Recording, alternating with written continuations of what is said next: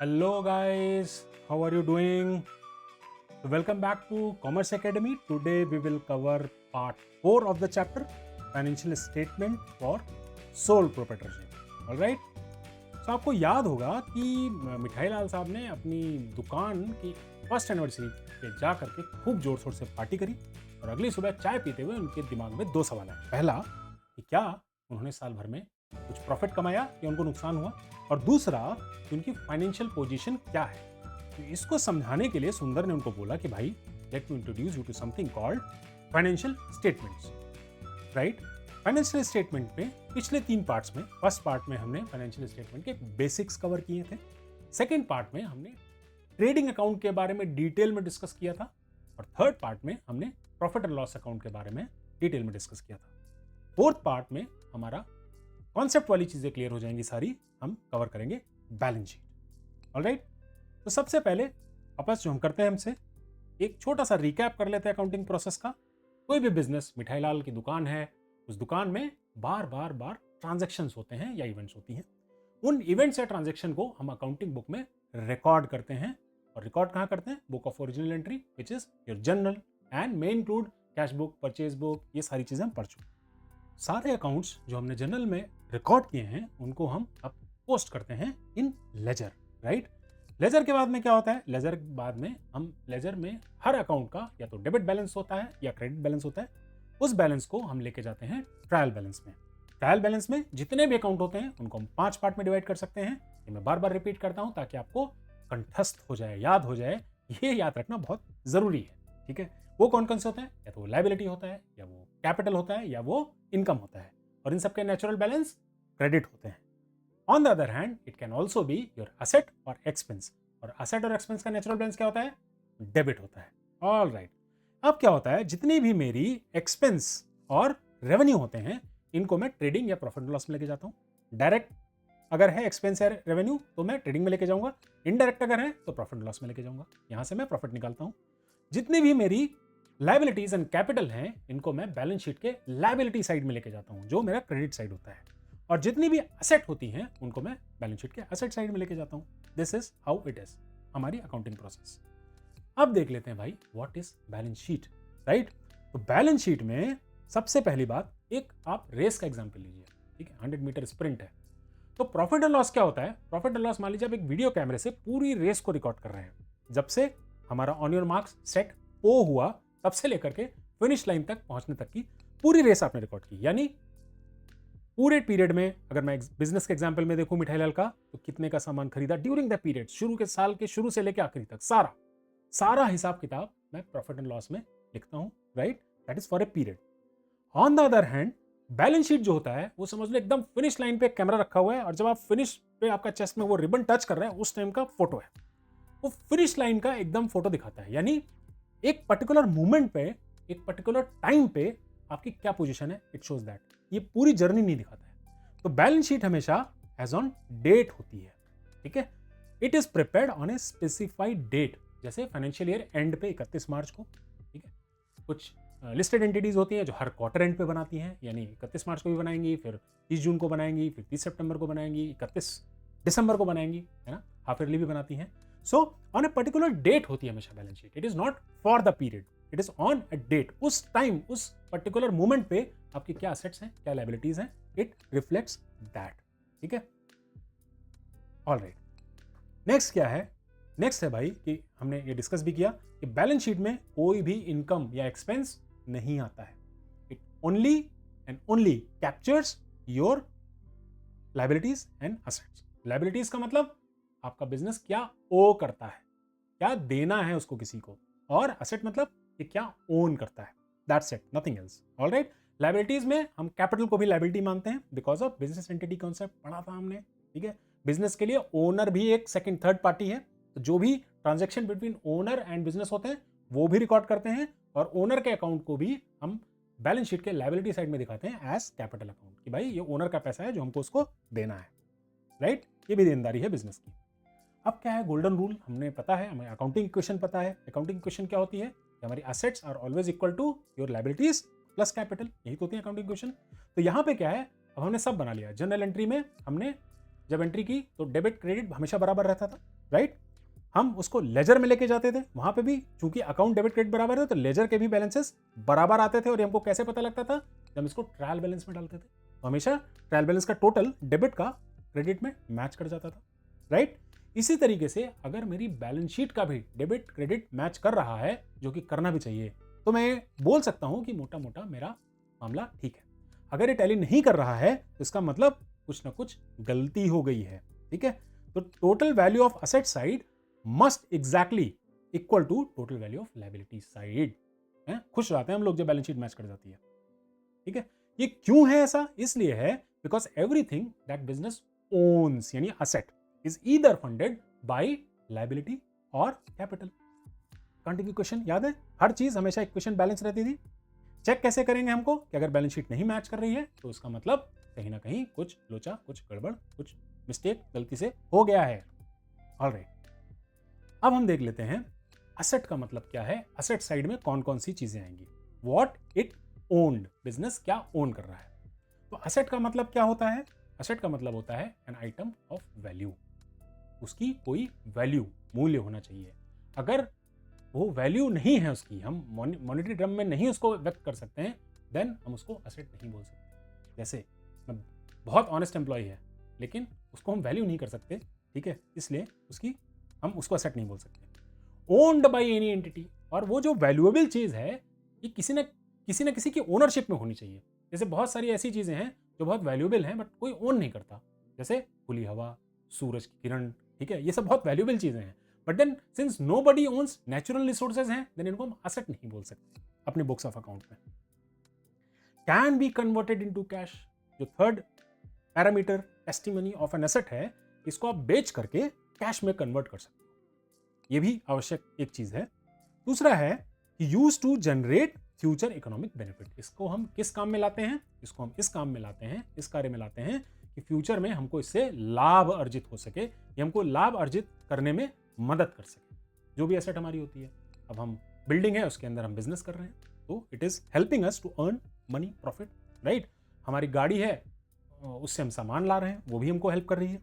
इस प्रकार से जितनी भी एसेट्स हैं वो आप देखेंगे इसलिए इस्तेमाल होती है जिससे हम प्रॉफिट जनरेट कर सकें, ठीक है। लास्ट, इसको हम बाइफरकेट कर सकते हैं between tangible and non tangible. Tangible मतलब जिसको हम छू सकते हैं, जिसको हम देख सकते हैं, बिल्डिंग, फर्नीचर, जितनी भी मशीनरी, ये सारी चीज। नॉन टेंजिबल मतलब एसेट तो है, आइटम ऑफ वैल्यू भी है, ओन्ड भी है, can be converted into cash भी है और फ्यूचर प्रॉफिट जनरेट करने के लिए, लेकिन दिखती भी नहीं है। यार ये कौन सी होती है? ये भी हमने पढ़ा, पेटेंट, गुडविल, है ना, कॉपीराइट, ये सब असेट्स होती हैं। इनके बारे में हमने डिटेल में डिस्कस किया है इनिशियल चैप्टर्स में, you can refer it again, ठीक है जी। इसके बाद आ जाते हैं असेट साइड में कौन कौन सी चीजें हैं। ये तो हमने डेफिनेशन देख ली, अब कौन कौन सी हैं वो एक एक करके देख लेते हैं। What business owns, assets are the resources owned by business that have future economic value. कौन सी? पहला हम डिस्क्राइब करते हैं जिनको बोलते हैं करंट एसेट। करंट एसेट मतलब ये वो असेट्स हैं जो नॉर्मली हम एक पीरियड, एक साल के अंदर अंदर इसको कैश में कन्वर्ट कर लेते हैं। हमारा ऑब्जेक्टिव यह है कि विद इन ए ईयर इधर ये खुद कैश ही है या इनको हम कैश में कन्वर्ट कर देंगे विद इन ए ईयर। अगर वो उस टाइप की कोई एसेट है तो उनको हम बोलते हैं करंट एसेट। अब ये कौन सी हो सकती है? डेटर, भाई उधार पे माल बेचा, अब उधार पे जिसको माल बेचा है ऐसा थोड़ी 10 साल बाद पैसा देगा, हम मोटा मोटा उससे महीने, 2 महीने, हफ्ते में पैसा ले लेंगे, मैक्सिमम 1 साल में ले लेंगे, वो हमारा डेटर हो गया। स्टॉक, चाहे वो रॉ मटेरियल का हो, चाहे वो वर्क इन प्रोग्रेस का हो। वर्क इन प्रोग्रेस मतलब जो भी काम चल रहा है, समोसे कढ़ाई में तले हुए हैं, वो जो समोसे की वैल्यू होगी वो वर्क इन प्रोग्रेस है। समोसे बन के काउंटर पर रख गए, वो फिनिश गुड्स है। रॉ मटेरियल, उसका मैदा, आलू, फिलिंग, ये सब रॉ मटेरियल हुआ। तो ये जितने भी स्टॉक है ये भी हमारी एसेट है, हम फ्यूचर में कैश में कन्वर्ट करेंगे। क्या हम ये जो स्टॉक है इनको ये इसलिए रखते हैं कि 5 साल बाद यूज करेंगे? नहीं, हम मोटा मोटा मान के चलते हैं सारा स्टॉक हम फटाफट चर्न करते रहेंगे, बेचते रहेंगे, ये हमारी करंट एसेट हो गई, ठीक है। कैश, बैंक बैलेंस, ये भी हमने देख लिया, ये भी हमारे एसेट्स ही हैं, करंट एसेट्स हैं। इस टाइप की चीजें time period with in 1 year जो कैश में कन्वर्ट हो जाए उनको हम करंट एसेट बोलते हैं। अब दूसरा आ गया हमारा नॉन करंट एसेट। ये क्या है? जो लॉन्ग टर्म वाली चीजें हैं, जो हम बेचने बाचने के लिए रखी हैं, हमको हर साल अपना प्रॉफिट अर्न करने के लिए फायदा देती हैं। जैसे लैंड एंड बिल्डिंग, ठीक है, साल दर साल हम यूज करते हैं। मशीनरी साल दर साल यूज करते हैं। फर्नीचर, इन्वेस्टमेंट्स, गुडविल, ये सारी चीजें हम लंबे समय तक के लिए इस्तेमाल करते हैं और इसलिए इनको हम बोलते हैं लॉन्ग टर्म असेट्स। ठीक है, अब हम देख लेते हैं लायबिलिटी साइड में व्हाट इज ओड, यानी बिजनेस को देना है। इसकी पहले डेफिनेशन थोड़ी सी समझ लेते हैं कि लायबिलिटी हम किसको बोलते हैं। तो it is a legal debt और फाइनेंशियल ऑब्लिगेशन, या तो कानूनी तौर पे डेट, ऐसा नहीं किसी ने बोल दिया इतना पैसा तुमको देना ना, you have to be legally bound to pay that money, right. तो या तो कोई डेट होना चाहिए या कोई ऑब्लिगेशन होना चाहिए उस फर्म के ऊपर कि आपको पैसा देना ही पड़ेगा, उसको हम लायबिलिटी बोलते हैं, पहला पैरामीटर। दूसरा, it arises from past transaction. Suddenly ऐसा नहीं हो जाएगा कि वो आके बोलते तुमको इतना पैसा देना है। ऐसे भाई कैसे, आपने कुछ उससे खरीदा होगा उधार पे, है ना, कुछ पहले पैसे लिए होंगे आपको जो वापस करने हैं, इस टाइप का कुछ ना कुछ उसका रिकॉर्ड होगा, कुछ ना कुछ हिस्ट्री होगी जिसकी वजह से ये देनदारी बिजनेस की बन रही है। ठीक है, it has to be supported by some past historic transaction. तीसरा पार्ट है रिजल्ट्स इन फ्यूचर आउटफ्लो। जो भी लायबिलिटी है वो कभी ना कभी आपको चुकानी है, तो चुकाओगे जब आप तो आपको पैसे देने पड़ेंगे। तो सारी लायबिलिटीज कभी ना कभी आपके लिए एक फ्यूचर कैश आउटफ्लो, बिजनेस से पैसा बाहर जाएगा, ये एक चीज हो गई। अगली चीज हो गई, इसको हम डिवाइड कर सकते हैं again current and non current. ये हमको पता है क्या है। करंट वो होती है जो हमको साल भर के अंदर पे करनी हो, नॉन करंट वो होगी जिसके लिए हमारे पास साल भर से ज्यादा का टाइम अवेलेबल हो टू पे देम। ठीक है, करंट लायबिलिटी में देख लेते हैं कौन कौन सी हैं। जो एक साल के अंदर वाली है, क्रेडिटर, आपने ऋतिक से उधार पे माल खरीदा तो आपको 2 साल थोड़ी इंतजार करेगा महीदा पैसा देने के लिए, तुरंत दो भाई उसको। ठीक है, जितने भी आपके क्रेडिटर होंगे, बिल्स पेबल, बिल्स पेबल मतलब जो भी आपके मोबाइल के बिल हो गए, इलेक्ट्रिसिटी बिल हो गया, अगर आउटस्टैंडिंग है, सैलरी को आउटस्टैंडिंग है, ये सारी मेरी तुरंत मुझे पे करनी पड़ेंगी। बैंक ओवरड्राफ्ट, बैंक से आपने ओवरड्राफ्ट ले रखा है, मतलब जितना बैलेंस है उससे ज्यादा पैसा विड्रॉ कर रहे हो, ये भी आपको जल्दी दे पे करना है, परमानेंट नहीं है। ये सारी मेरी करंट लायबिलिटी हो गई।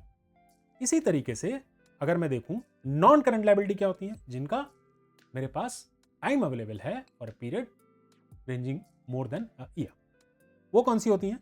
जैसे बैंक मुझे कई बार लॉन्ग टर्म लोन देता है कि मुझे भाई बिल्डिंग बनानी है, मुझे होम लोन हम लेते हैं, होम लोन बिजनेस के लिए नहीं होता, बट मान लो अब मिठाई लाल को अपनी दुकान बनानी है और दुकान बनाने के लिए कंस्ट्रक्शन के लिए उन्होंने लोन लिया है।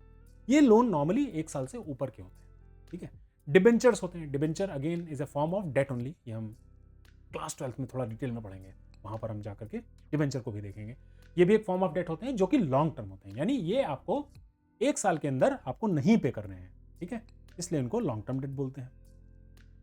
अब तीसरी चीज हो गई, हमने एसेट डिस्कस कर ली, हमने लायबिलिटी डिस्कस कर ली। तीसरी चीज ओनर्स शेयर यानी कैपिटल। कैपिटल क्या होती है, ओनर का इन्वेस्टमेंट है, जो फाइनली एंटरप्रेन्योर है, जो पैसा लगा कर बिजनेस कर रहा है, उसका जो भी पैसा लगा हुआ है बिजनेस में उसको हम कैपिटल बोलते हैं। और कैपिटल का कोई फिक्स रिपेमेंट नहीं होता, business is not liable to pay the money, वो परमानेंट एक तरह से आपके पास में रहती है। ओनर डिसाइड कर सकता है कभी सरप्लस है या किसी और रीजन से ले जा सकता है, बट इसका कोई फिक्स रिपेमेंट नहीं हो सकता कि मैं कैपिटल ला रहा हूं और 3 महीने बाद आपको वापस करनी है। No, then that is not a capital, that is a loan by owner, right. Capital का कभी फिक्स रिपेमेंट नहीं होता। रिस्क एंड रिवॉर्ड वाली चीज होती है, बिकॉज सबसे ज्यादा रिस्क कैपिटल वाला ओनर ले रहा है ना। जो लोन दे रहा है उसको तो फिक्स रिवॉर्ड मिलेगा भाई, 9%, 10%, 12%, जो भी आपने जिस रेट पे भी लोन लिया है उसको उतना ही मिलेगा। आपका बिजनेस अच्छा करे तो भी उतना ही देना है, खराब करे तो भी उतना ही देना है। बट पार्टनर के ओनर के केस में क्या है, बिजनेस अच्छा करेगा तो जितना भी प्रॉफिट है सारा उसका, बिजनेस ने नहीं अच्छा किया तो जो भी लॉस है वो भी उसे ही भुगतना पड़ेगा। ठीक है, तो it is a high risk and high reward वाला पैसा। अब इसमें 2 चीज और है, ड्रॉइंग्स और रिटेन अर्निंग। ड्रॉइंग्स होती हैं जो भी प्रॉफिट हम कमा रहे हैं उसमें से अगर कुछ पैसा बिजनेस से लेकर के जा रहे हैं तो उसको हम ड्रॉइंग्स बोलते हैं। अगर वो पैसा रुका हुआ है तो हमारी कैपिटल में ऐड हो जाता है। ये हम आगे भी थोड़ा सा और देख लेंगे क्या होता है। ठीक है, जैसे यहाँ पर अगर हम देखेंगे तो मेरी ओपनिंग कैपिटल हो गई जिससे मैंने स्टार्ट किया, इसमें मैं जितना भी प्रॉफिट होगा उसको मैं ऐड कर दूंगा। ड्रॉइंग्स यानी जो पैसा मैं लेके गया उससे मेरी कैपिटल कम हो जाएगी, माइनस कर दूंगा।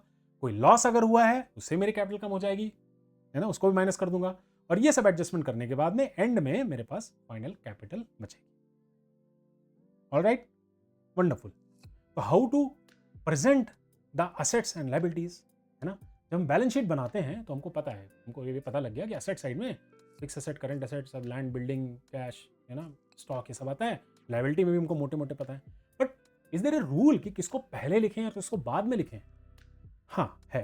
क्यों है? इससे हमारा प्रेजेंटेशन अच्छा रहता है। तो उसके 2 तरीके हैं। एक है जिसको हम बोलते हैं ऑर्डर ऑफ लिक्विडिटी, यानी जो चीज मेरी जितनी लिक्विड है, लिक्विड मतलब नियर कैश, जिसको हम जितनी जल्दी कैश में कन्वर्ट करते हैं उसको हम पहले लिखते हैं, और जितनी देर में कैश में कन्वर्ट होगी उसको हम उतना बाद में लिखेंगे। यानी करंट एसेट्स मेरी ऊपर आएंगी क्योंकि वो जल्दी कैश में कन्वर्ट होती है, उसमें भी मैं कैश सबसे ऊपर लिखूंगा क्योंकि वो कैश ही है। उसके बाद मैं जाऊंगा अपनी फिक्स असेट पे, ठीक है। इसी तरीके से लाइबिलिटीज में भी मेरी करंट लाइबिलिटीज ऊपर आएंगी, उसके बाद मेरी लॉन्ग टर्म लाइबिलिटीज आएंगी, और उसके बाद मेरी कैपिटल आएगी। इसका उल्टा होता है जिसको हम बोलते हैं ऑर्डर ऑफ परमानेंस, यानी कौन सी चीज पक्की है, कितनी देर तक रहेगी, उसको मैं पहले लिखूंगा। तो लाइबिलिटी साइड में कैपिटल सबसे ऊपर लिखूंगा क्योंकि सबसे परमानेंट वही है। उसके बाद में मैं लॉन्ग टर्म लाइबिलिटीज लिखूंगा, उसके बाद में करंट लाइबिलिटी लिखूंगा। सिमिलरली असेट साइड में फिक्स्ड असेट्स को सबसे ऊपर लिखूंगा, और उसके बाद धीमे धीमे धीमे ऑर्डर ऑफ लिक्विडिटी में नीचे जाते हुए मैं करंट असेट्स लिखूंगा और आखिरी में कैश। ये दोनों में से मैं कोई भी चीज चूज कर सकता हूं। कई बार हमको क्वेश्चन में दिया रहता है कि ऑर्डर ऑफ लिक्विडिटी में आपको बनानी है या ऑर्डर ऑफ परमानेंस में बनानी है, तो वी शुड बी अवेयर। इसको हम बोलते हैं marshalling, concept of marshalling. Alright, बहुत बढ़िया। तो भाई ये सब तो हो गया। ये सब बताते बताते सुंदर ने कहा देखो सर बहुत दिन हो गए, ये हम आपको समझा भी रहे हैं, और ये बताओ सैलरी वैलरी का क्या होगा, सैलरी भी तो देनी है आपको। मिठाईलाल ने कहा ओके, सैलरी क्या है भाई, देखो सैलरी ऐसा होता है, मिठाईलाल बोले कि salary covers employees time and effort they give to company. In return, the employee gives the employer what? Skill and knowledge. They use their special training and ideas to help business, and then they also give time. They commit to work in certain number of hours each week. सुंदर हो गया confuse, कहा sir ये तो आप हमको salary की definition क्या बता रहे हो, हम कह रहे हैं सैलरी दे दो, आप बता रहे हो डेफिनेशन। सुंदर ने कहा, मिठाईलाल ने बोला भैया इतनी देर से तुम क्या कर रहे हो, हम तुमसे सीधा सीधा पूछ रहे हैं कि भैया हमको प्रॉफिट हुआ कि नहीं हुआ, हम तुमसे पूछ रहे हैं हमारी फाइनेंशियल पोजीशन क्या है, तुमको मां डेफिनेशन डेफिनेशन डेफिनेशन बताए पड़े, हमको बता ही नहीं रहा हमारा प्रॉफिट हुआ लॉस हुआ है। सर रुको हम बताते हैं, सैलरी तो आप दे दो। मिठाईलाल ने कहा नहीं, अब हम जा रहे हैं नींबू पानी पीने, ठीक है, तुम लो ब्रेक, अच्छे से कैलकुलेट करके हमको अगले पार्ट में पूरा समझाओ। तो thank you guys, thank you for your time. Next part में हम एक कॉम्प्रिहेंसिव एग्जाम्पल करेंगे जिससे मिठाईलाल को पता लग जाए भाई कि उनका प्रॉफिट हुआ है लॉस हुआ है और उनकी फाइनेंशियल पोजीशन क्या है, ठीक है। तो thank you for your time, and if you feel that this part or this video has been of some value, please consider sharing it with your friends who might thank you later. Bye bye, take care, मिलते हैं next part में।